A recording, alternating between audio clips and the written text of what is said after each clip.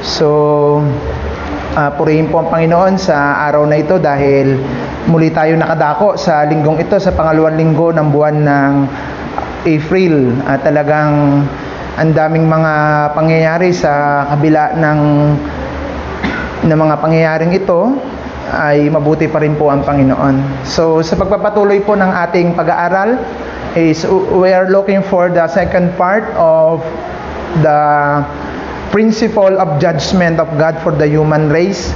Dapat po nating unawaing mabuti na yung paghatol ng Panginoon ay may basehan siya at patuloy na dapat ito magturo sa atin at maunawaan natin to upang tayong nabubuhay ngayon ay may pagkakataon pa po para mabago natin, mapihit natin yung ating pamumuhay at the same time yung paglilingkod natin sa ating Panginoon. Sa pagpapatuloy po, tayo po muli ay yumuko at humiling tayo muli ng pangunguna ng Panginoon. Panginoon, nagpapasalamat kami uli sa umagang ito. Salamat po sa second part ng aming service. Purihin ka sa bilang namin, purihin ka sa buhay namin, purihin ka sa buhay ng mga kabataan, ng mga bata, hanggang sa pinakamatanda, Panginoon. Dinadakila ka namin. Purihin ka rin sa buhay ng may mga pagsubok sa mga oras na ito, sa mga nasa hospital ngayon, sa mga nasa critical condition. Purihin ka, Panginoon, sa buhay nila at patuloy pong maranasan ang iyong pag-ibig at kalinga sa bawat isa sa amin. And then, Lord, we ask for this morning once again for your special revelation through your words. Panginoon, patuloy mo pong bigyan kami ng teachable heart, especially lalo tigit sa pag-aaral namin ngayon patungkol sa iyong hatol na hindi po kami makakaligtas sa mga bagay na ito. Kaya ngayon, Panginoon, habang kami ay may pagkakataon marinig ang iyong mga salita, ibukas mo rin ang aming kaisipan at sa mga salita mo na muli naming mapag-aaralan, hindi ito isang maging palasak na salita, kundi ito isang pagpapalat hamon sa amin or once again na i-realign mo kami dun sang ayon sa iyong kalooban. At Lord, maaaring may mga pagsubok kaming iniisip ngayon, may mga iniwang kami mga trabaho, maaaring mayroong mga gumugulo sa aming kaisipan sa mga oras na ito. Kinakasout po namin, Father God, yan. Ina-unload na po namin sa iyo sapagkat gusto namin maging empty kami for this hour to refill once again sa iyong kabutihan. Tulungan mo rin po ako, Panginoon. Kailangan ko ang karunungan na nagmumula sa iyo. Hindi sapat yung alam ko, pero sa iyong kabutihan at biyaya, ipadaloy mo po sa akin ang iyong mga nais na ipabatid sa aming lahat tungo sa isang mas matibay na pananampalataya at paglilingkod sa iyo, tungo sa mapayapang pamumuhay na kasama kayo. Kaya samahan mo po ang buong congregation na ito, mula sa mga bata hanggang sa pinakamatanda. I-bless mo po kami at patuloy mo kaming pagtagumpayin. Sa ngalan ni Jesus, Amen and Amen. Okay, purihin po ang Panginoon. Last time we are talking about the problems of the human attitudes. So ngayon, dadako tayo ngayon sa principle of the judgment of God para po sa ating lahat. So sa kamakailan lamang, lagi kong binabanggit sa inyo na hindi tayo hatulan sa bagay na hindi natin alam. At hindi rin po pwede na magkakaroon tayo ng problema na hindi din natin to alam. Tama po ba? At hindi din natin pwedeng sabihin na kaya ako nasa ganitong situation dahil hindi ko alam. Hindi po pwede yon. Lahat ng mga sitwasyon at kalagayan natin, alam nating meron tayo doong ginawa at tayo ang karamihang may kadahilanan nun. So dito sa chapter 2, inahayag dito ni Apostle Paul sa mga taga-Romans yung matuwid na hatol ng Diyos. Ibig sabihin, pag sinabing the God's judgment, wala itong kinikilingan katulad ng sinasabi natin. Kasi dito, matatalakay natin dito na itong mga Jews ay talagang ang tingin nila sa kanilang sarili, sila ay very special to the eye of God. At kuminsan, sa mga Kristiyano din katulad natin, whether na hindi tayo gumagawa ng mga kasalanang yon, parang yung malaking pabor para sa atin, madali na tayong humatol. At last time nga, tinabi natin na yung paghatol mo sa iyong kapwa ay sharing hatol na gagawin sa iyo o maaaring magbibigay pa rin ng bigat sa parusang ipagkakaloob ng ating Panginoon. So dito, ang focus natin, principle of judgment of God's for being identity of you. O kaya sabihin natin sa lahat, for being identity of us.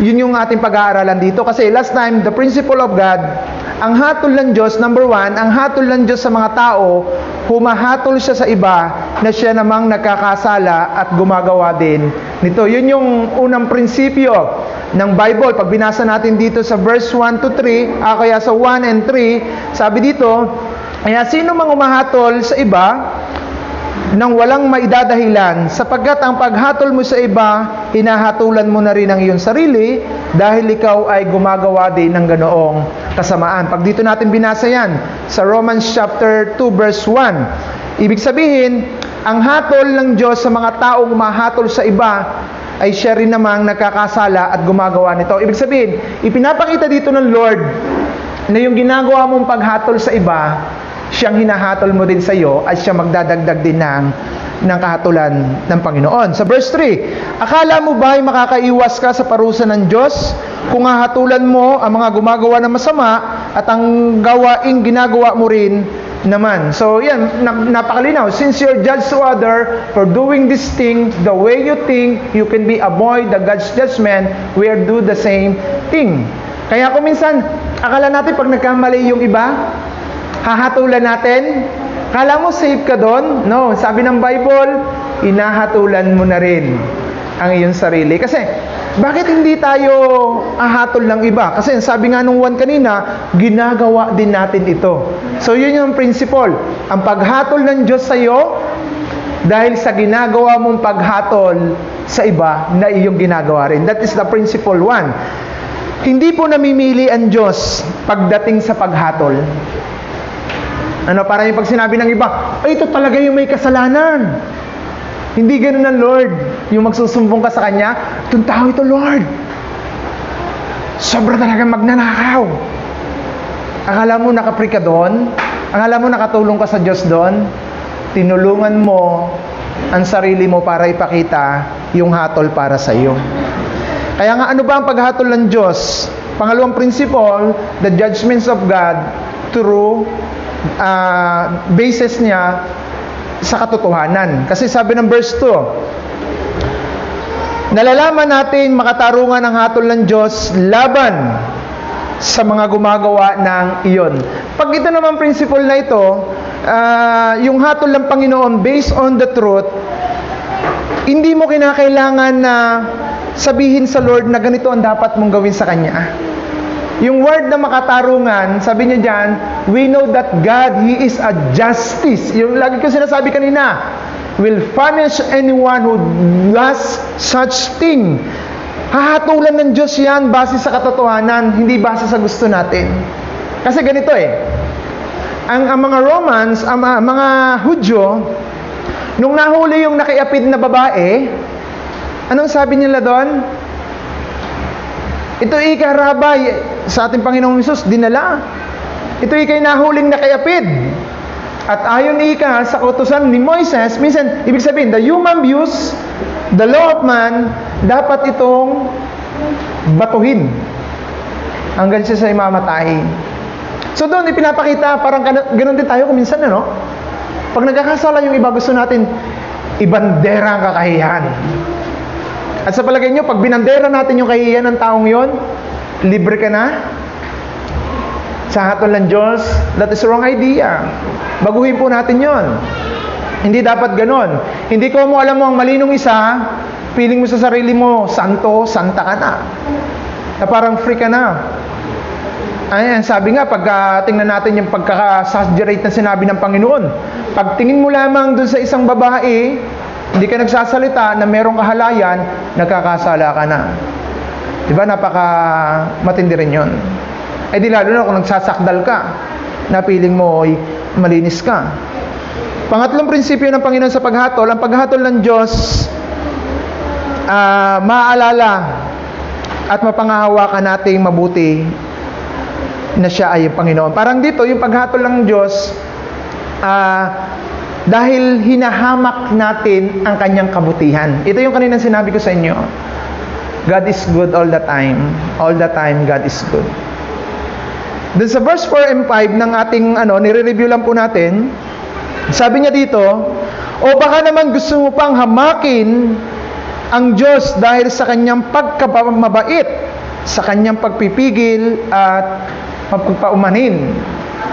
So doon, ito po hindi lang to sa Jews, maybe the Gentile, maybe the Christian today, hahatulan tayo dito.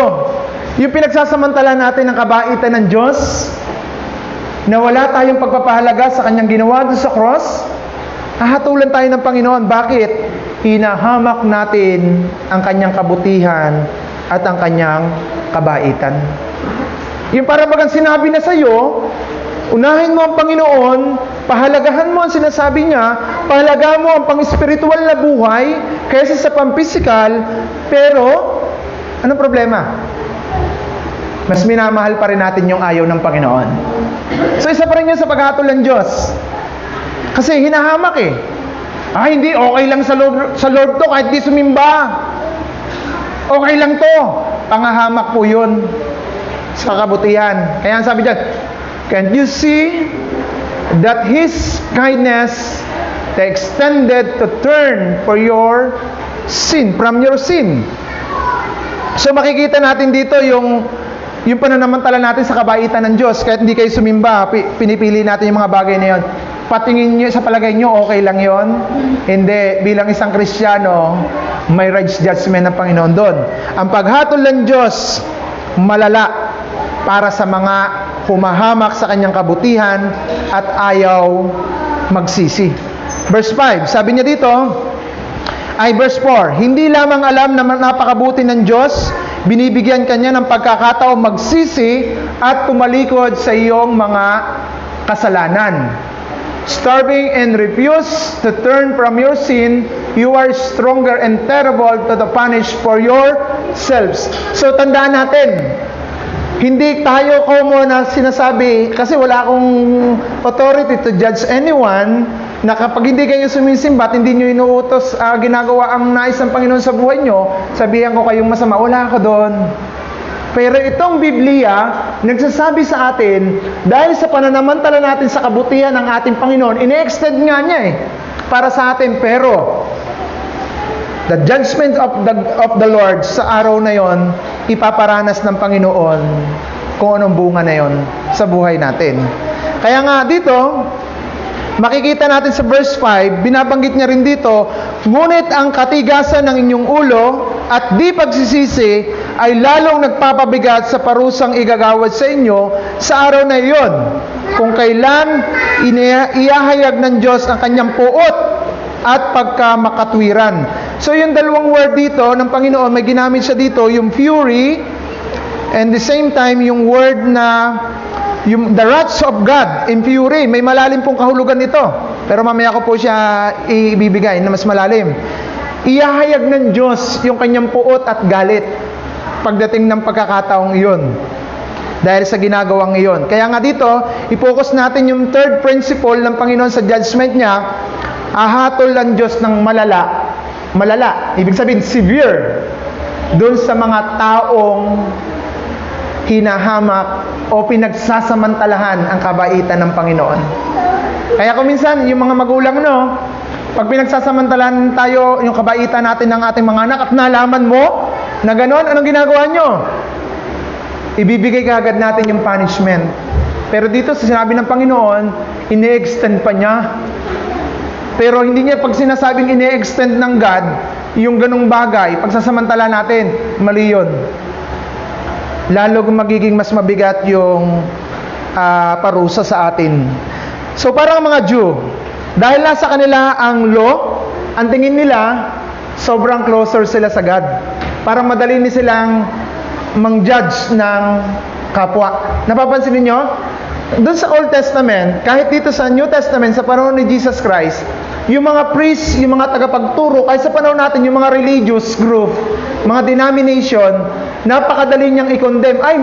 Pag hindi sila membro ng kanilang religious group, ginajudge nila itong makamundo.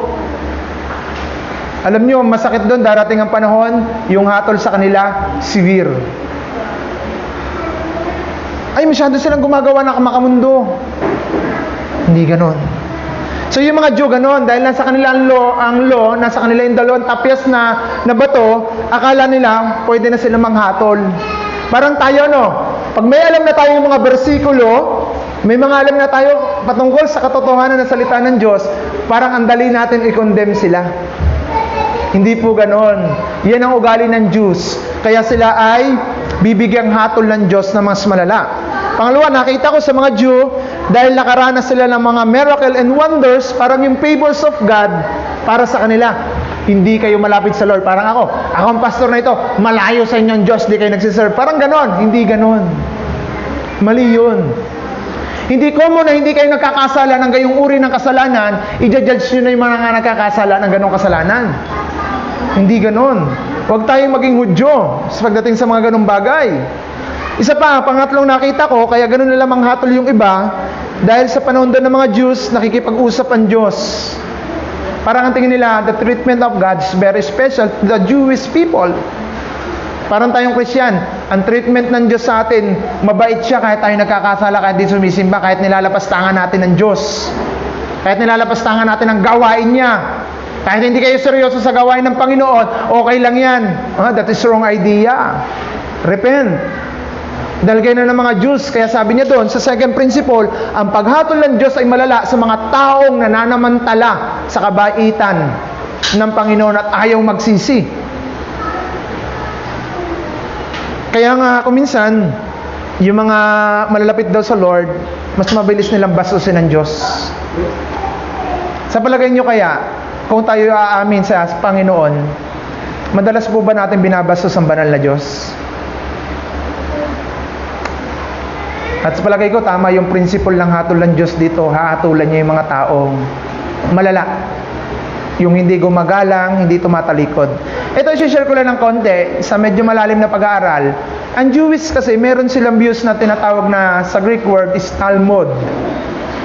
Pag sinabing Talmud, sabi ng mga Jewish, lahat daw ng mga Jew na ay bahagi sa kaharian ng Diyos. That's called Talmud. Medyo risky yung word, pero wag nyo nang papaliwanag ko lang yung views nila. Kasi, ang tingin ng mga Jews, dahil malapit sila sa Lord, nasa kanila ang law, sa kanila may pangako ang Panginoon, open na sila dun sa kingdom of God. Yung parabagang kahit tayo Christian, we are saved by under the grace of God. Amen? Kaya madali na nating iwan kagad yung gawain ng Diyos. Madali tayong manabang. Madali tayong umayaw. Tama? Dahil alam mo, you are saved by the grace of God. Amen? And then, you always incline. In our mind, God is good all the time. Kaya kahit hindi ka sumimba, sa tingin mo, okay lang yun. That is a Talmud's view. Ganon din yung mga Hudyo. Na sabi nila, ligtas na kami dahil kami ay espesyal at kami ay mula sa lahi ni Abraham. Pero sabi ni Jesus Christ doon sa gospel, kung tunay kayong anak ni Abraham, di sana'y may takot kayo. Di sana'y sinusunod yung utos ko. Di sana'y hindi kayo mapaghatol. Di sana'y hindi kayo bastos sa Panginoon. Or my term. Kaya ang sabi ni Jesus Christ sa mga mapagpaimbabaw ng mga Jewish during that time, mga hipokrito, mga lahi ng ulupong, ang tatay nyo talaga ay si Satanas. Kasi may mga Talmud views ang Jewish ngayon, kaya ko i-share ito, ay kuminsan, may mga ganito din tayong treatment sa buhay natin. Christian tayo, naunawaan tayo ng Diyos. Minsan pa nga, may term tayo, naunawaan ni Pastor yan. Ako, oo, for being human. Pero dun sa banal na Diyos, the Holy God, hindi lang God is good, paano naman sa banal na Diyos? Paano naman sa makatarungan Diyos? Paano yung ginagawa natin ngayon? Makikita natin yon. There are a lot of heroes of the Bible na nakakomit ng kasalanan o pagkakamali sa Diyos, may bunga ito. Halimbawa, si Haring Saul. Pagka binasa natin si Haring Saul, pinili siya ng Diyos para the first king of Israel. Pero dahil sa pagkainggit, naging bunga? Ipinapapatay niya si David. Nagdadalawang isip siya, baka mawalan siya. Parang tayo din kung minsan hindi lang sa pagiging range yun. Hindi lang it's all about the position. Maging sa mga bagay na ipinapalit natin sa Diyos, dishonoring yun. Nasa talbis views din tayo doon. Hindi ko mo tayo Christian, okay lang lapastanganin natin ng Panginoon. Kaya mahirap din yung mga tao nag-iisip sa atin ng mali tayo, no? Baka hindi mo kilala ang Diyos, kaya kagaya mag-isip. Kaya gaya na lang ang pananaw mo sa gawain ng Panginoon. Kaya ganoon na lang ang pag-treatment mo sa tao kahit hindi nakikita ng ibang tao, pero ginagawa mo mali yun. That is Talmud's views of the Jewish. At yun yung sinasabi ng second principle, kaya pala ang paghahatol ng Diyos is very terrible to those who are pinagsasamantalahan. Yung kabaitan ng Diyos at ayaw magsisi, sabi dun sa verse 5 kanina. They strong up to terrible punishment for yourselves, for the day of anger is coming when the God's righteous judge will be revealed. Alam niyo po, itong pasalamatan niyo sa oras na ito, yung word of revealed. Nababasa natin ngayon. Kasi yung mga ancient Jewish, yung mga unang Jewish, hindi pa nila narinig ito. Tama? Bago tayo naririnig na natin, na-reveal na sa atin yan, parang it easy to neglect for that matters. Bago magtataka tayo, bakit ganito ang buhay ko, kahit ang dami ko ng pera, ganda na ng trabaho ko, hindi pa ako makasimba. Huwag niyo sasabihin, alam ng Diyos yan. Ay talagang alam na alam ng Diyos. Mamaya yung word of intention, napakahalaga nun. Okay? Si Saul ganon, si David, bagamat siya inanoint ni Samuel, pinili ng Diyos for the second king of Israel, nagkamali siya. He commit adultery with Bathsheba. Ay dahil kumimit siya ng adultery, nag-commit din siya ng murder. Kasi, hindi siya pumatay kay Urias, pero siya ang mastermind.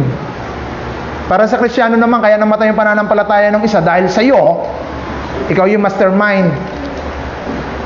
Bibintang pa sa mga kung sino-sinong tao, ikaw pala yung mastermind. Kaya nananabang.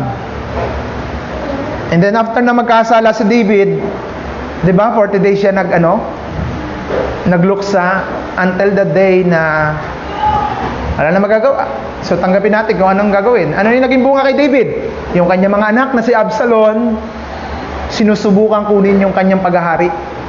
At talagang kahit siya ihari, hindi siya nakatulog doon. Dahil pagsasamantalahan siya, patayin. Di ba kaya siya umalis? Namundok. Yun ang bunga.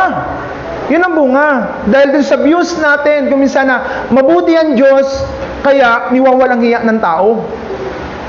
Kaya nga tayo, hindi mo alam, niwawalang hiya mo nga ang buhay ng taong ito, hindi mo alam, kala mo yung taong yun ang niwawalang hiya mo, yung Diyos sa buhay mo ang niwawalang hiya mo.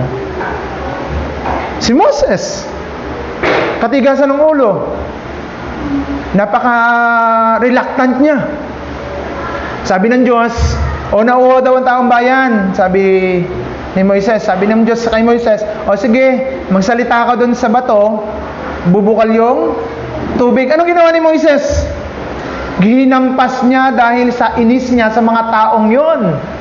Parang tayo, ganun na, no? Sa sobrang inis din natin sa ibang tao, ipiplex natin, idadaldal natin.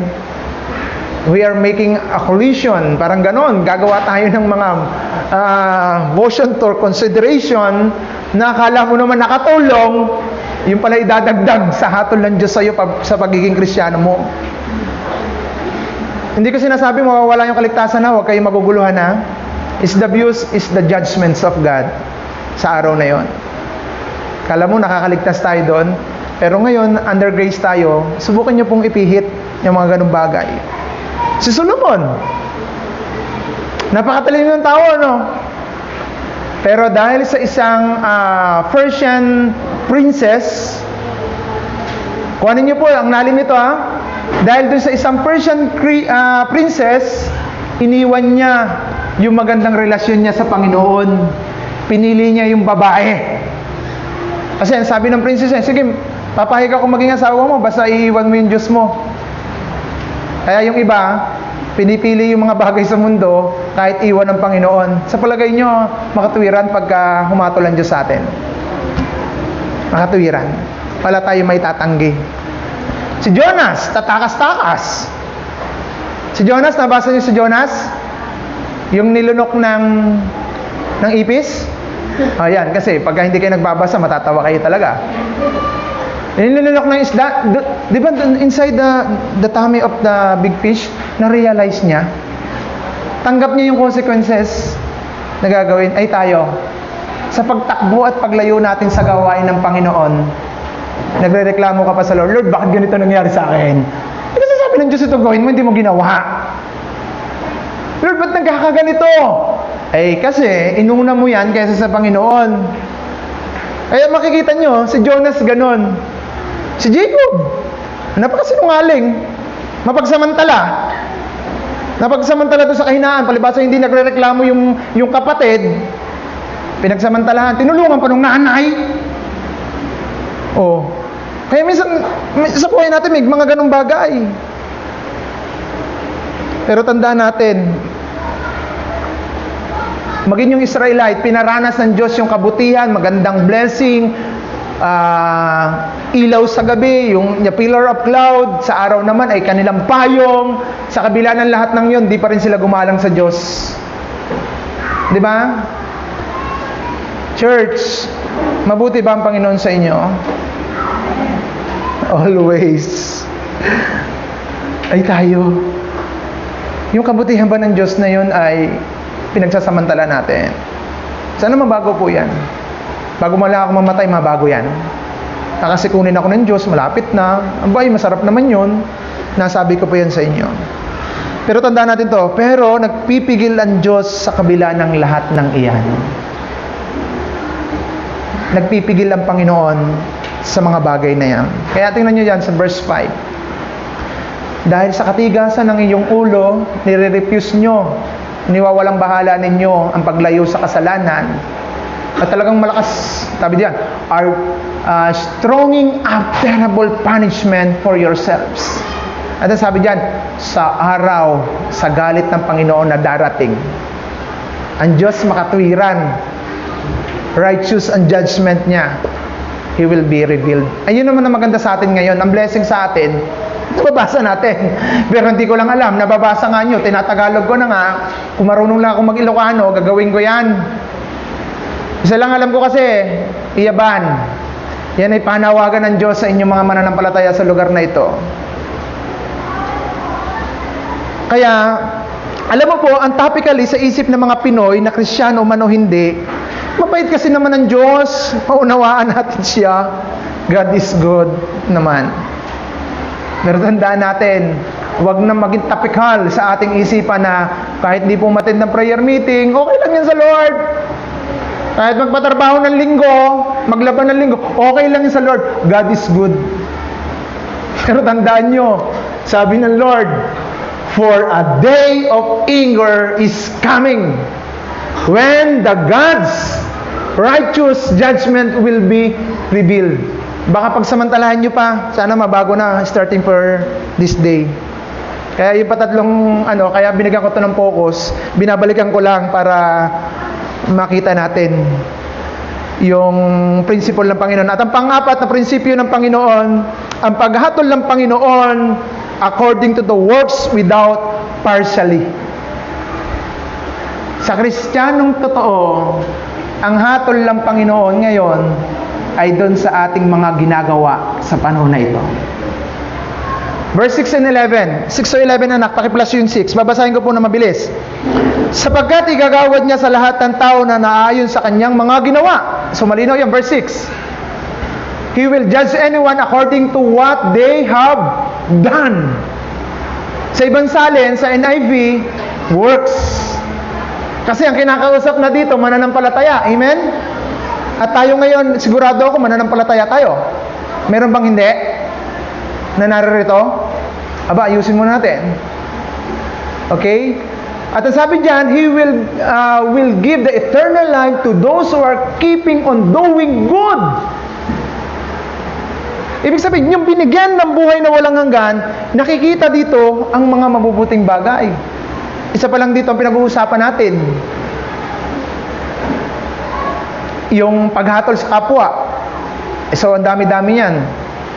Kaya minsan sabi diyan, keeping doing good in seeking after the glory and honor, the immortality that is a God's offer.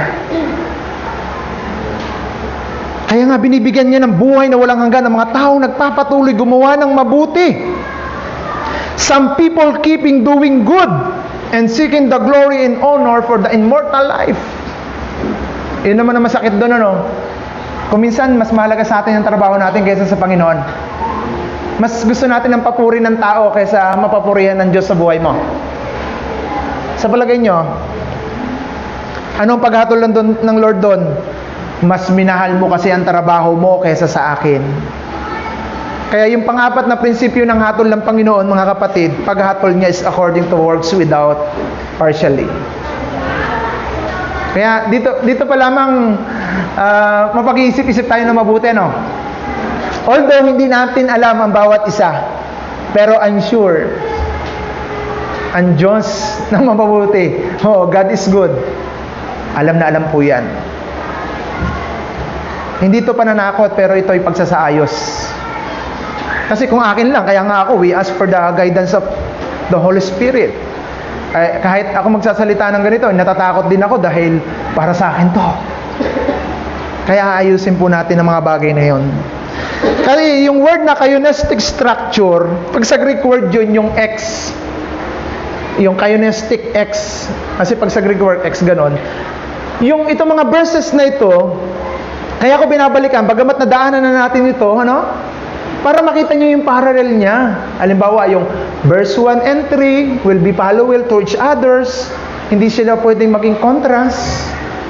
O kaya yung 6 to 11 na yan, inire-reveal talaga ng Panginoon dyan lahat ng ginagawa natin. Tutuloy ko lang ha. 7, binibigyan ng buhay na walang hanggan ng mga tao nagpapatuloy na ito sa paggawa ng mabuti at hangad ang karangalan at kadakilaan at kawalan ng kamatayang. Spiritual po ang tinutukoy doon. Sabi ng verse 8, ngunit matindi ang galit at puot na sasapitin ng taong makasarili at ayaw sumunod sa katotohanan kundi sa kasamaan. Oh, diyan pala ang salin, but he will be pour out his anger and wrath. Dun sa salin na binabasa ko, he pour out the wrath and the fury of God. Mamaya yung fury, papaliwanag ko na konti yung fury, nandito na rin. Kasi pag sinabing kionistic structure, yung intention, katulad ng binanggit ko kanina, yung sa Matthew, sa Lucas, yung dalawang anak, inutusan ng tatay pumunta sa bukid. Ang sagot ng una, hindi. Ang sagot ng pangalawa, lambing ano? Opo. Pero hindi dun eh. The intention, yung intention natin. Kaya pag sinabi mong, naniniwala ka ba sa Panginoon na kaya kanyang baguhin? Ano sagot ninyo? Ano sagot nyo? Magkitotoo kayo ha? Ano sagot ninyo? Opo! But your intention is real? Pag napakinggan nyo yung kanta ni Yoyong Bilyame ba yun, Kuya Eme? Yung kumanta ng 1,700 Island of the Philippines. Yung kanta niya doon medyo malibag lamang. Yung isang term na gagamitin ko, sabi niya, pasumpa ka pa. May ganun eh. Ganun din sa Lord. You said, Lord, I surrender my life completely unto you, and then I want to follow you. Oo, tayo bago. Yung intention pala, tatago ka lang doon. Masabi mo lang nakadikit ka dito. Nagiging totoo tayo. Nakapakilagay yung verse 7. Tingnan niyo po ito. Sabi niya dito, some people keep on doing good in seeking the glory and honor and the immortal life, and them God will give the eternal life. Sabi niya dito, He will give the eternal life to those who are keeping on doing good. Makikita daw natin yon. Kung tayo talaga ay Kristiyanong luto at totoo, makikita natin yon. Pero tanongin ko sa inyo, Ano ba ang pinakamabuting bagay na nagawa natin sa ating buhay? Huwag na sa iba. Huwag na sa iba, may baoy pa eh. You're trying to sidir. Pagdating ng araw, nagsisidir pa tayo, no? Ay, dahil sa akin yan. Yung mga kamanggagawa ko din, kaya lumago yan dahil sa akin yan. Ay ako, hindi kayo lumago, hindi dahil sa akin. Dahil sa salita ng Panginoon yan. At dahil sa inyong intention, do you want to follow the Lord? Ay, napagandang simbahan yan dahil sa akin yan. Ay, hindi ka naman nagkapera ko, hindi dahil din sa buhay na ipinagkaloob ng Diyos. Partial nga lang, naibibigay natin kung minsan eh. Mas madalas, marami pang nakaw natin. True? Totoo ba ito? Ay, kayo umamin sa Panginoon, wag sa akin. Mas marami pa rin ng inyo. Kahit nga, Panginoon, pag humingi, give a 10% and then 90%. Iuwi nyo lahat. Sa 10 na nga, 1% pa lang naibigay mo, marami ng reklamo. Yun ang problema natin doon. So, pag sinabing kaianistic structure, yung word of key, napakalaking parallel nito. Sa buhay ng isang Kristiyano, yung mga salitang pinag-aaralan natin ngayon, meron niyang parallel sa buhay natin. Hindi po pwedeng, God is good all the time. All the time, God is good. Magala na lang tayo, mag-shopping na lang tayo, magpunta na tayo sa San Jose, maggawa ka na lang ng dahilan na hindi tayo makakasimba. Masakit! Sabi mo, masakit ang itlog ng tatay mo, kaya hindi ka sumimba. How about the real intentions? God is always examining our heart. Kaya hindi pwede yun. Kaya nga sabi doon ng isa, ayaw ko. Sabi naman isa, oo. Mas kinalogdan ng Diyos yung nagsabing hindi, pero sinunod niya ito. So intention, yung word of intention, will doing good not the only the works in action, but the intention why you do the something. Yun ang intention.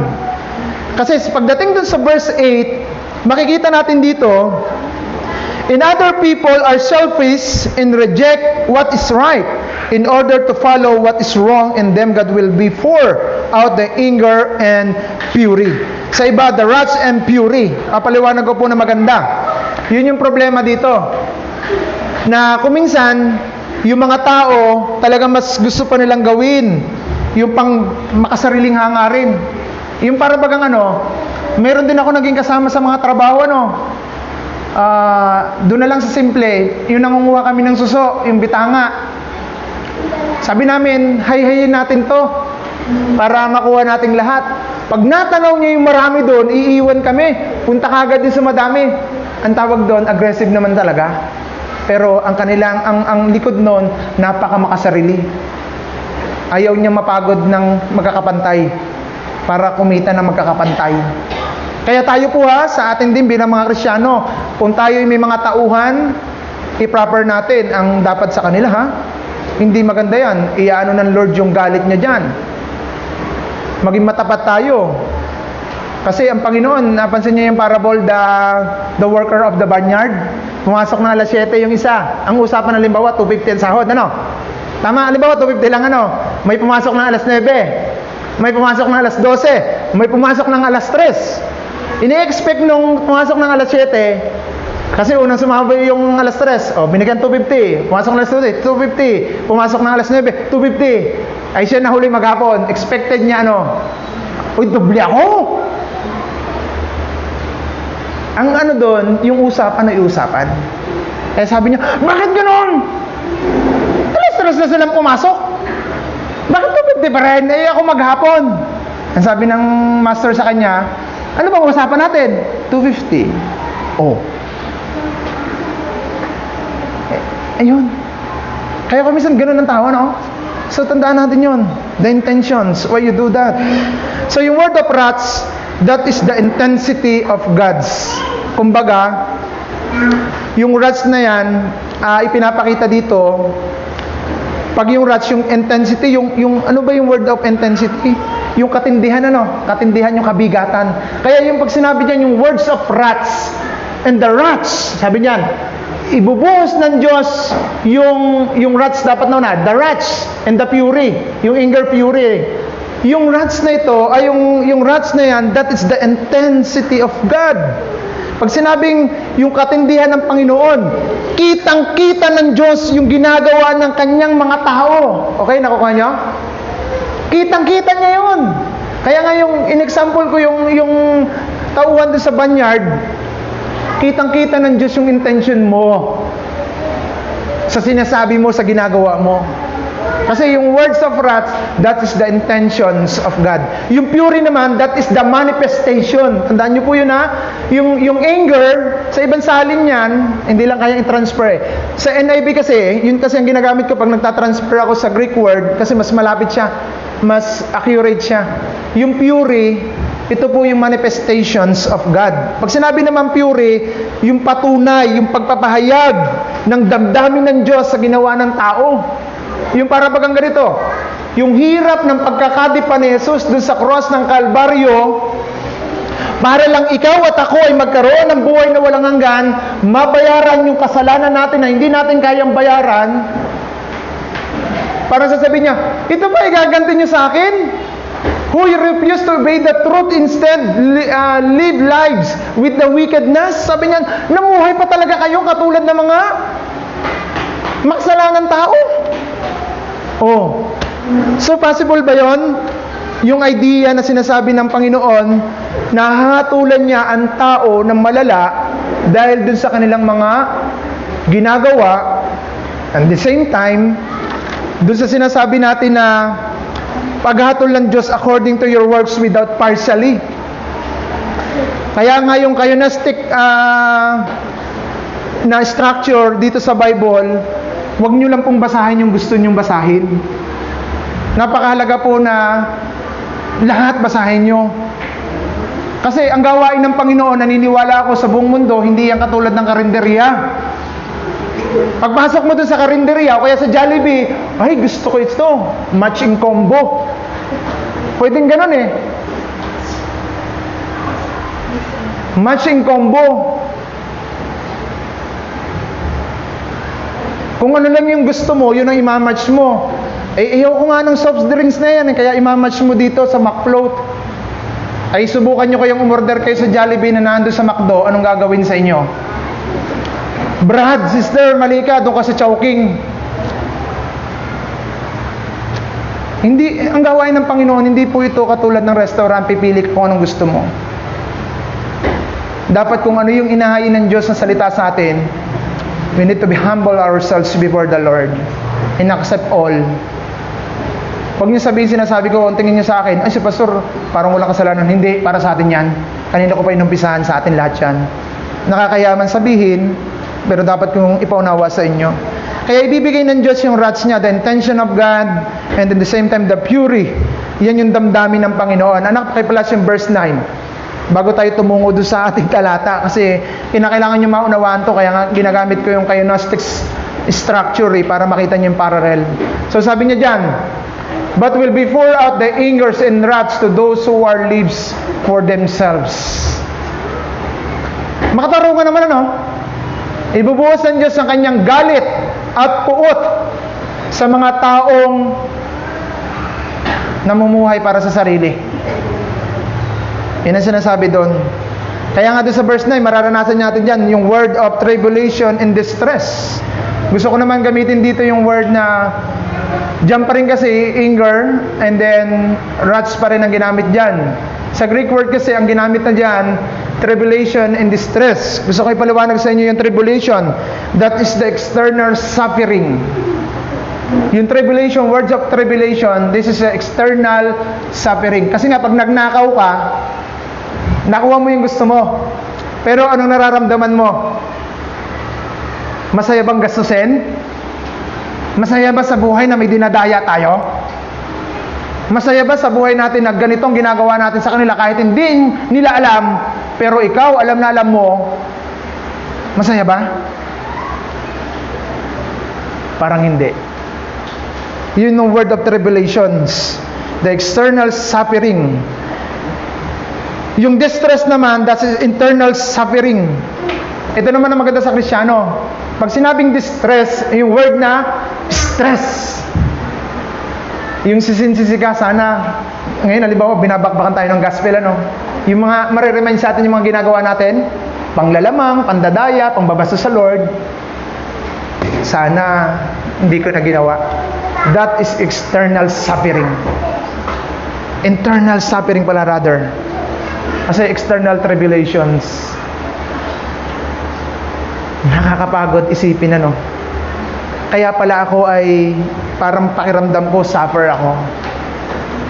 Dahil yung sa word na pinili ko yung makasariling kapamamaraanan. Kasi yung word of distress, sabi ko dito, sinulat ko na, sising-sisi ang puso ng tao dahil hindi nila pinaniwalaan ang paalala ng Diyos. Kasi parang imagine natin, itong part kasi na itong Romans chapter 2 na ito, parang pagdating doon sa impyerno, halimbawa, sabihin ko na nga ako, pupunta sa impyerno, dahil hindi ko sineryoso ang Panginoon. Yung sasabihin nyo na, 3 taong kang tutupukin dyan. Halimbawa, 2.5 years na, no? Yung sasabihin nyo na ganito, ay, 1 year na lang, kaunti na lang. Hindi nga pwedeng ganun eh. Yung dadanasin ng mga taong hindi nagpapakatotoo sa Lord, for eternal yun. Yung pwede sanang, halimbawa, 1 hour lang kaming pina-squat. Parang sa school, ano? Pina-squat kayo, ilang oras? Halimbawa, kalahating oras. Hindi nyo naranasan to mga ngayon. Hindi nyo naranasan yan. Mas pinapa-squat nyo yung teacher nyo ngayon eh. Mas pinapasunod ng mga panahon na ngayon ng teacher kaysa ang teacher masunod. Ano po? Totoo? Totoo. Napapasunod ngayon ng estudyante ang teacher, and teacher hindi mapasunod ang student. Ay pag sinabi ng guro ng estudyante, "Ma'am, ang grade ko ganito!" Ayan. Eh meron pa nga tayong bata, no? Mas matapang pa sa teacher. Ito, hindi nahiya ikwento yung nanay niya sa akin. Pag binagsak mo ako, ma'am, hindi na ako papasok. Anong ginawa ng teacher? Pasado! Based on talkative ba? Ganun ano. That is wrong idea. Ito yung sinasabi. In the day of the Lord's will be punished to those who are live for according to herself. Hindi tayo como Kristyano, papaniwalaan natin yon. Kaya makakaranas tayo ng tribulations and distress today that is external suffering and internal suffering that because hindi natin pinaniwalaan yung sinasabi ng Panginoon. Ayan pala, verse 9. There will be troubles and calamity for everyone who keep doing what is evil, for the Jewish first and also for the Gentile. Isipin nyo yung mabuti. Napakahirap niyan. Huwag kayong magmadali pa uwi. Napakasarap pag-usapan to. Baka barilin na ako bukas. At least nasabi ko na ito na may gayang klase. Ang sabi dyan, there will be troubles and calamity. Kaya pala doon sa buhay at bahay natin, daming kalamidad, no? Wala pang bagyo, may kalamidad na. Wala pang suntukan sa labas, pero suntukan na sa loob ng mga prinsipyo at pananaw. Bintangan ng ganito. Kaya hindi ka nakasimba dahil dito eh. Hindi ka nakasimba dahil ayaw mo. Hindi dahil kung kanino. Amen? Say amen. Baka kayo hindi na-agree sa akin. Iyon ang sinasabi ng Bible sa atin. In such thing, dapat natin makita. Kaya sabi na sa Tagalog, ngunit matindi ang galit at puot na sasapitin ng mga taong makasarili at ayaw sumunod sa katotohanan. Kaya nga minsan may tribulation tayo sa buhay natin, ano? Masakit ang likod mo, masakit ang ulo mo. Tribulation po yan. Kung minsan wala talagang sakit yan, that is lamang emotionally. Ngayon, yung distress, kaya ka stress, alam mo na nga mali, pinipilit mo pa yung tama. Itama yung mali mo. Yung ipihit mo na, mali nga yan. Oo ka, opo, tama nga yan. Pero, patuloy mo pa rin ginagawa. At ang isang example nito, yung pagtatrabaho sa linggo. Alam nga natin ayaw ng Diyos. Hindi ko sinasabing mali ha. Kasi may mga pagkakataong hinihingi, buhay at kamatayan, gawin mo. Hindi ko sinasabi huwag ka magtrabaho. Magtrabaho ka. Pero alam ng Lord ang intention mo, tinatamad ka sa Kanya. Oh. Yan ang unawain natin dito. Kaya minsan may stress ka. Ito ko yung stress na ito. Kaya nga ako, nagamit na ng shampoo ngayong pampalagot. Medyo nalalagas na rin dito. Pero totally, never walk with stress. Kahit binibigyan ako ng stress, kahit na binigyan ako ng Panginoon ng discerning, the spirit of finding, yung maunawaan yung mga parinig, mga pasabi, hindi ako namumuhay doon sa stress noon. I-enjoy ko ang buhay ko dahil alam ko naman ang ginagawa ko ay alam ng Diyos. Lalo tigit kilala niyo ang Panginoon. Mahirap niyo unawain minsan mga kapatid ang sinasabi ko kasi hindi niyo tinatry out na kilalanin ng Diyos sa buhay natin. Pero yung sinasabi ko sa iyo lagi, try to pursuing na hanapin mo ang Diyos sa buhay mo. Maunawaan mo siya. Kaya makakalakad ka kahit sa kadiliman. Kaya nga sabi dun sa Isaias, dumaan man ako sa apoy, hindi ako masusunog. Dumaan man ako sa tubig, lalangoy ha. Lumangoy man ako sa tubig, hindi ako malulunod. Bakit? Ano sabi? Bakit? Kasama mo ang Diyos. Kaya kayo napupuno ng tribulation and stress, bunga ng pag-iisip nyo yan, kawalan ng tiwala sa Panginoon. Patawarin tayo doon. So, tutungo na tayo for the last principle. So, sana naunawaan nyo po yung wrath and fury, ha? The wrath, that we call the intensity of God. The fury, that is the manifestation of God. Para yung manifestation, siguro naman sa kabutihang ginawa ng Diyos, marapat lang na magalit siya sa atin. May damdamin din po ang Diyos, ha? Yung radyo nga, station damdaming bayan. Oh, radio station nga may damdamin di lalo na yung ating Panginoon. So next, the last principle na nakita ko dito, sa Tagalog, ang paghatol ng Diyos ay naaayon sa kaliwanagan. May katwiran, may katalinuhan. To each must has received the word of God. Ang paghatol po ng Panginoon, the God's judgments according to the light for each one has received. Anak, pakitingin nga muna, isa-isay natin yung verse 12, yung binasang talata kanina. Bagamat lahat po ito sabi niya dito, when the Gentiles sin, they will be destroyed, even though they never had God's written the law, and the Jews who do have God's law will be judged that the law when they fail to obey. Alam nyo, ito yun halimbawa, hindi tayo Hudyo. Tama? Hindi tayo Hudyo. Amen? Dahil tayo ay mga hintil. Pero yung paghatol dyan ng Panginoon, judgments according to the light, kaliwanagan. Hindi nga sa atin sinulat yung dalawang tapyas na bato na ito, pero sure ako mamaya sa mga verses na yan, isinulat sa puso natin ang batas ng Diyos. They're written in our heart. Itutuloy ko lang sa Tagalog Anak, i-plus mo ng dire-diretso. Ang lahat na nagkasala hindi saklaw ng kautusan ni Moises ay paparusahan, ngunit hindi batay sa kautusang iyon. Subalit sa lahat naman na nagkasala ay saklaw ng kautusan ay hatulan batay sa kautusan. Anak, 13. Sapagkat hindi nakikinig sa kautusan, kundi ang sumusunod dito na siyang nagpapawalang sala sa Diyos. Ang tinutukoy niya dito sa verse 13, for not by the hearing the law the people are putting right with God, but by doing what is the law's commandment. Tutuloy ko lang, sabi pa ng 14, kapag ang hintil ay hindi saklaw ng kautusan sa atin, sa kautusan ay gumagawa batay sa panuntunan nito ayon sa kanilang likas na pag-iisip, ito'y magiging kautusan para sa kanila. Sabi pa ng 15, ipinapakita sa kanilang mga gawa ay nasulat sa kanilang mga, iyan na. Eto, they demonstrating that God's law is written in their heart. Nakakapangilabot. Saan ba nakaturat ang law ng Panginoon sa atin? Sa puso natin. Bakit sa puso natin? Nung tinanggap natin si Jesus bilang Panginoon tagapagligtas, binigyan ka ng ano? Ano binigay sa'yo? Hindi lang yung buhay na walang hanggan. Ginawa kang tahanan ng banal na, that's the point. Pinakamadali tayo. Kasi we have a Holy Spirit to indwell us, to manifestation to us. Ay, hindi ko lang alam kung hinahayaan yung gumalaw. Remember this, brother and sister. They demonstrating that God's law is written in their heart for their own. May konsensya na kayo.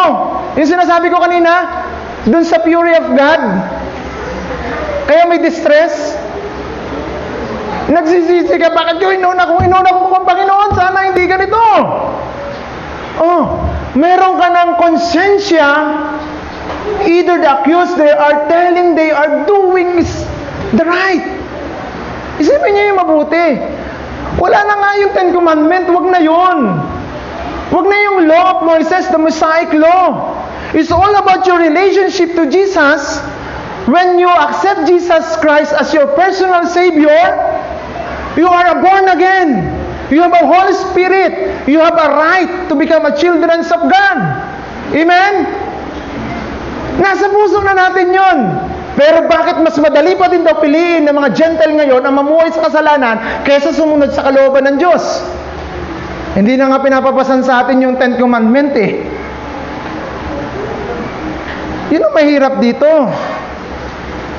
Kaya nga, the God's judgment is according to the lights each one has been received. Hindi po pwedeng itatangin nyo, hindi ko po alam yung pastor, hindi ko po alam yung Lord. Tinanggap mo ba si Jesus? Tinanggap niyo si Jesus. So alam nyo. May banal na espiritu tayo. So alam natin yon. Alam nyo responsibility nyo. Kaya nga nakakalungkot ano. Sorry to my say, hindi kayo matindang Friday, ayaw nyo sa Diyos. Kaya nga pinapaliwanag ko kung ano ang kahulugan ng church.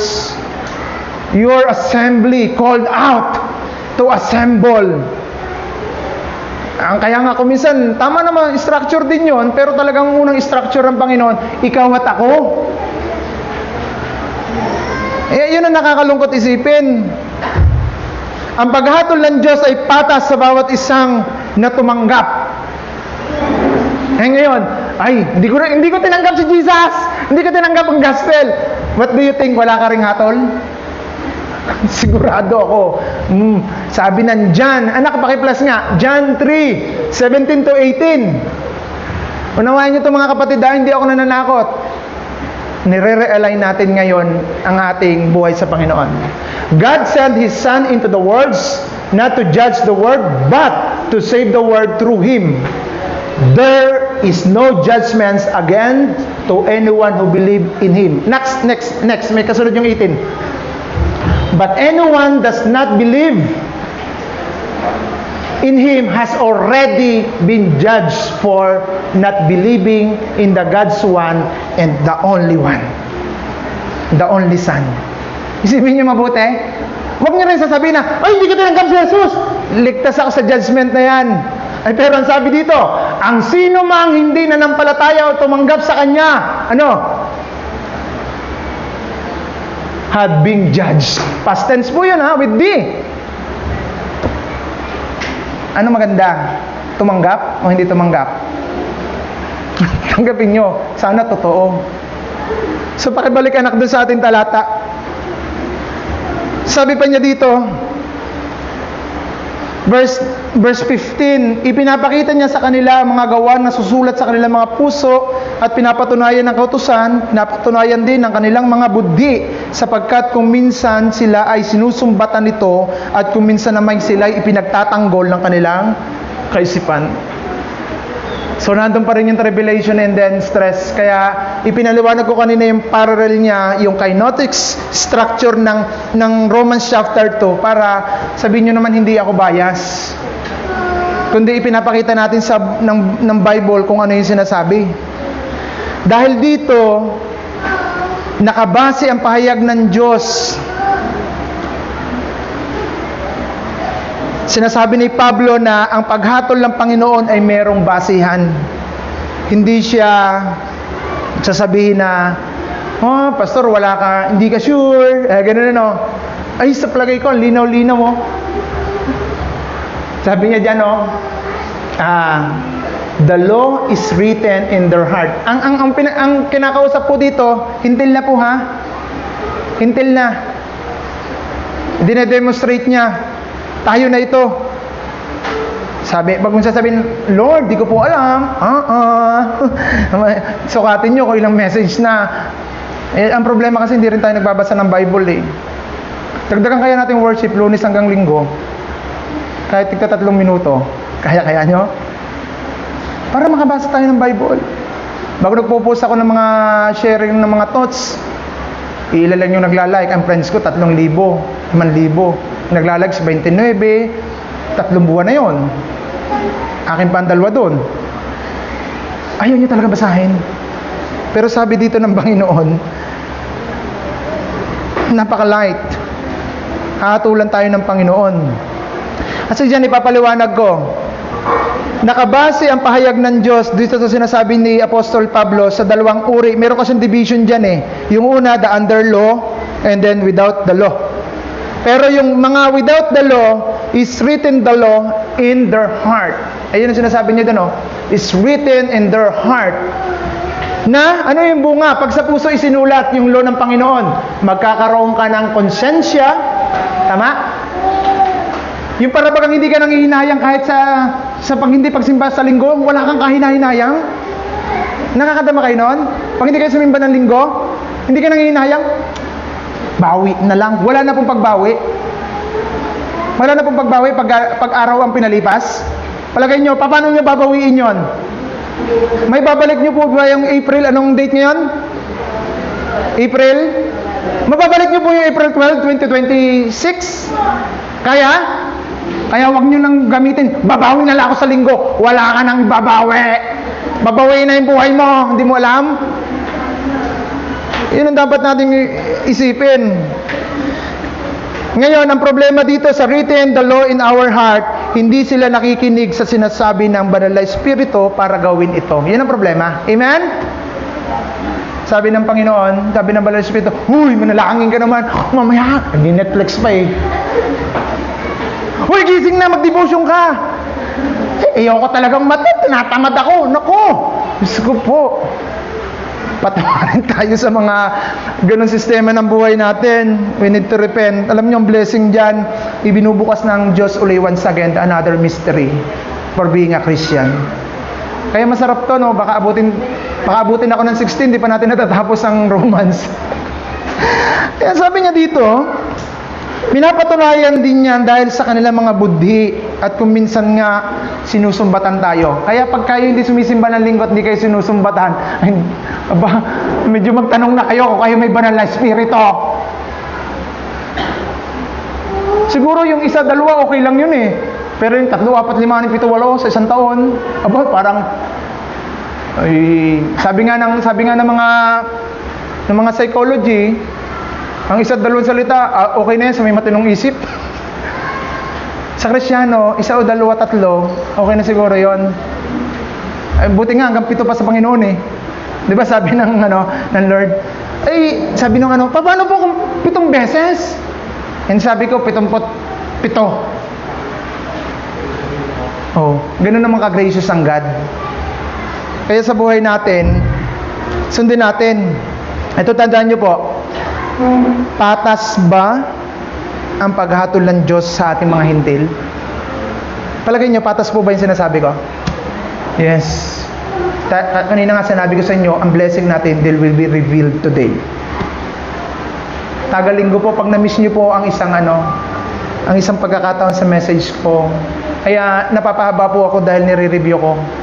I want to share the whole views of the message of God. Hindi po pwedeng babakbak ako dito ng ganito na wala akong pinaghuhugutan.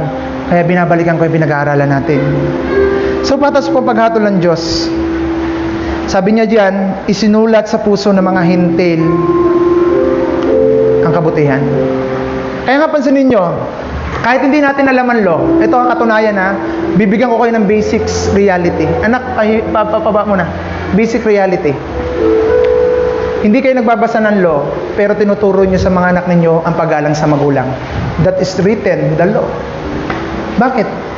Kasi, mula nung kinreate tayo ng Panginoon, inilagay niya yung konsensya niya sa atin. Pero, we are not creating by God like a robot. We have a free will to do what you want. Pero, tandaan nyo, Wala pa yung law, tinuturo na kaagad ng mga magulang. Hindi pa nababasa natin ang law, tinuturo na kaagad natin yung paggalang. Pero this is according to the law. Halimbawa, ini-example ko lang.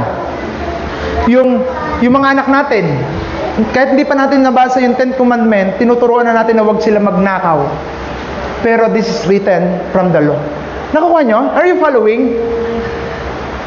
With and without the Mosaic law, the people will be training the children. Masama ang magnakaw, gumalang sa magulang, masama ang mangdaya, with and without the law. Nakukuha niyo mga kapatid? Can you imagine that? Kaya tayong mga hintil ngayon, napakapalad natin. The law is written their heart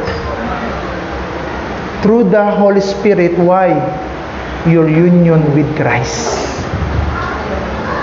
Kaya ang mga Hudyo hanggang ngayon, talagang ang galing-galing nila. Kaya nga ang galing-galing nila manghatol. Tandaan natin to bago ako mag-end. Naglagay ang Diyos ng konsyensya sa atin. That's we call the written the law in our heart. Ang konsyensya natin na nagpapaalala sa ating mga ginagawa. Amen? Sandali tayong manahimik. Habang nagme-message ako kanina, pag nabalikan niyo yung mga ginawa natin, di ba? Di ba kayo nakukonsensya? Ikaw ginagamit dati sa church, ngayon hindi na. Ikaw binigyan ka ng Panginoon ng talino, nilagay ka doon sa magandang positions of your life today. Pero ayaw mo mag-promise sa Lord. Wala ka bang konsensya sa kabutihan ng Panginoon? Ikaw, pinagaling ka ng Panginoon. Iniligtas ka doon sa madilim na sitwasyon ng buhay mo. Tama? Iniligtas ka doon ng Panginoon. Binigyan ka ng opportunity to feel the goodness of God. Wala ka bang konsensya doon?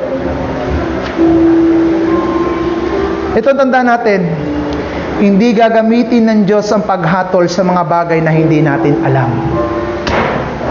At hindi po pwedeng mararanasan natin ang distress and tribulations, the wraths and the furies of our life na hindi natin alam. Sabi ng verse 16, last verse anak. Verse 16. Tingnan niyo po yung verse 16 natin. Ito. Before application.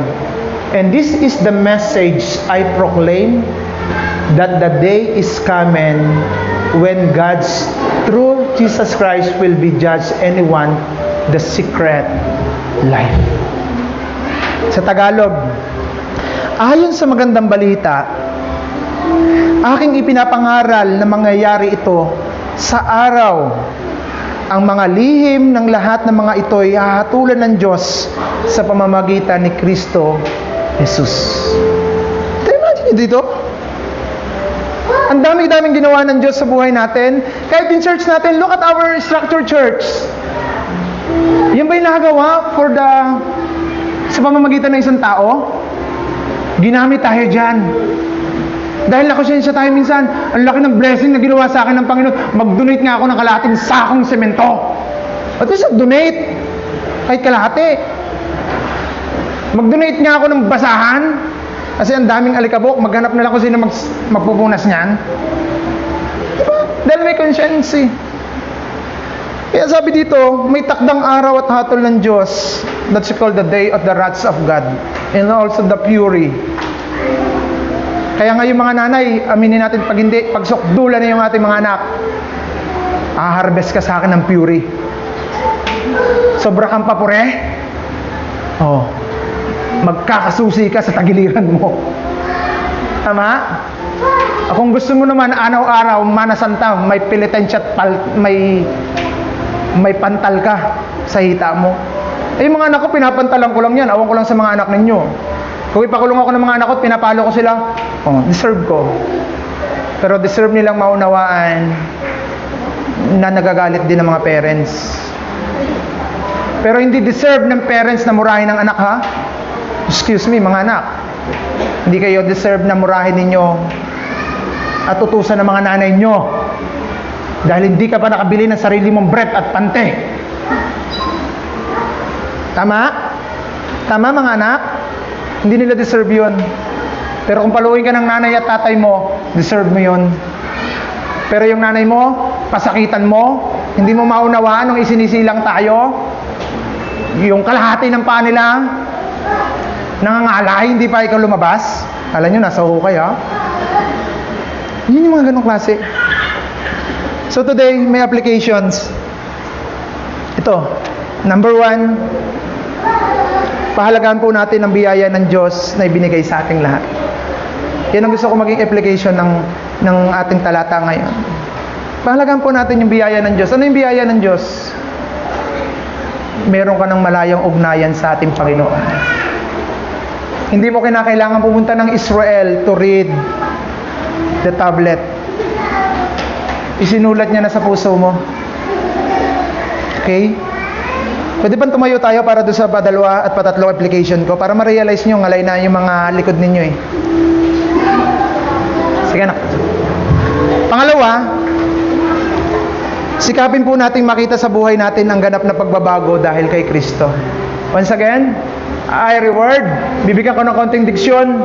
Ang pangalawang application nakita ko kasi sa sarili ko ina-apply ko to, ibinabahagi ko naman sa inyo. Pero ayokong conclusions dahil ayoko kayong utusan. Kasi pag sinabing there are concludes, para sa akin lang yon. Pero yung application, sikapin po natin makita sa buhay natin ang ganap na pagbabago dahil kay Kristo. And then lastly, number 3, maging makatotohanan na tayo sa paglilingkod at pagiging Kristiyano natin. Amen? Can you imagine that? May takdang araw ang Panginoon katulad ng verse natin. That the day is coming when God, through Jesus Christ, will be judged anyone in the secret life. Yung gusto kong bigyan ng din yung secret life, hindi ko talaga alam ang buhay nyo. Amen? Hindi nyo rin alam. Pero may Diyos na nakakaalam. Alam ng Lord ang intention mo. Alam din ng Diyos ang totoong pagod para sa kanyang kapurihan. Alam ng Lord yan. Yung iba nga, wala pang pagod sa Panginoon. Pakiramdam niya, patampata na siya eh. Pero alam ng Lord yun. Kaya for this morning, allow the Holy Spirit to speak us. Manalangin po tayo ng sarilinan. Tingnan niyo po ang ginagawa natin sa bawat araw. Hindi na po natin maitatanggi mga kapatid na hindi natin narinig yan. Yan ay narinig nyo na sa bunganga ko. Sabihin na natin term. Yung minsan nagagalit na kayo sa akin, mabunganga. Kaya minsan naalala ko ang nanay ko eh. Sa sobrang bunganga ng nanay ko, doon ko naunawaan ng maraming pagkatuto. Eh kaysa naman pipi, hindi ka nagsasalita sa katotohanan, hindi mamumuhay ka sa hindi makatotohanan ng bagay. Pero dito, God's reveal us in the day of the Lord, the wrath of day of the fury of God, they bring the tribulations and distress. Talagang darating yun. Sana maayos na yung relationship natin sa Lord. Sana maayos na yung disenyo ng puso natin. Sana wag niyong walang bahalain yung mga ganitong gawain. In-establish ng Panginoon ang gawain ito hindi para makita yung para sa Panginoon, para makita yung kabutihan para sa atin. Let us pray. Pray for yourselves. Pray for your family. Pray for your relatives. Pray for your enemy. Pray for your sa iyong mga kahinaan, for your weaknesses. Pray mo rin for your dun sa mga threats ng buhay natin. Pray din natin yung mga nag-hold back kung bakit hindi tayo makapagpatuloy sa pagsunod. Kawaan po natin ang sarili natin. Huwag nating isipin palagi na God is good all the time para samantalahin natin yung pagiging mabuti niya. And remembers, God is holy. God is just. Tandaan po natin yun. Maraming attributes ng God na dapat natin maunawaan. Tuloy tayo manalangin. Father in heaven, we ask for your mercy, for your compassions towards us. Panginoon, nagpapakumbaba po ang puso namin sa umagang ito. Maaaring nasaktan kami sa makatotohanang bagay na ipinaranas mo sa amin for this hour. Panginoon, masakit ang pagtutuwid ng isang tunay na magulang, pero ang tanda nun ay ang tunay mong pagmamahal sa amin. Father God, we ask for forgiven. Ninanais din namin, Panginoon, ang iyong patuloy na pagpupurify sa aming mga buhay. Lord, lalo tigit ang panahon ngayon, nakikita namin magulo na ang sitwasyon. Maaaring hindi na namin maunawaan ang pangyayari. Hindi namin alam kung anong araw ang iyong pagbabalik, pero sure namin na babalik ka. And Lord, we ask before that time, naayos na po namin, Panginoon, yung buhay namin sa biyaya mo. Mula sa mga bata, sa adult, sa aming mga youth, sa aming mga senior citizens. Father God, we ask for the fix. Ayusin mo po ang puso namin. Ayusin mo po ang aming isipan. Ayusin niyo po yung intention namin, Father God, sa mga gagawin namin, lalo tigit ipopront namin ang iyong kabutihan. Panginoon, maaaring hindi po maunawaan ng iba pa sa amin, pero Lord God, for this hour, we ask for the million of angels to indwell us, to speak us. Ibulong mo po sa kanila at iparanas mo po ang iyong katwiran sa mga sinasabi mo sa amin ngayon. At Panginoon, umaasa po kami na i-deform mo kami for this time and ask for the born again according to your want, according to your will. Kaya Panginoon, alam namin, handa ka magpatawad, handa ka magbigay ng pagkakataon. At Lord, yung pagkakataon na yun, ngayon ay grab namin at gamitin po namin. Paalala din po namin sa mga kapatid namin na wala ngayon at maaaring pinili yung mga bagay na meron sa mundo. Panginoon, hindi namin sila pwedeng i-judge, pero kaya namin silang ipanalangin sa mga oras na ito na baguhin mo po sila. Kaya salamat, Father God, sa iyong kabutihan. We ask for your love. We ask for your embrace. We ask for your enlightenment. We ask for your proper alignment. Once again, Father God,